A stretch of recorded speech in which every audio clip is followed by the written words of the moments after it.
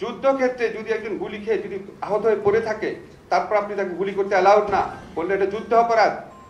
যুদ্ধের ময়দানে আপনি আহত লোককে যদি চিকিৎসা না দেন, সেটা যুদ্ধ অপরাধ। যুদ্ধের ময়দানে আপনি যদি ডেড বডি পুড়িয়ে ফেলেন, এটা যুদ্ধ অপরাধ।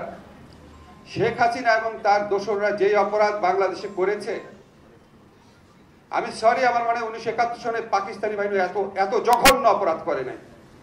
মৃতদেহ পুড়িয়ে ফেলা, আহত মানুষকে গুলি করে মেরে ফেলা, আনার্মড মানুষকে আহত হয়ে যাচ্ছে যখন তখন গুলি করে মেরে ফেলা।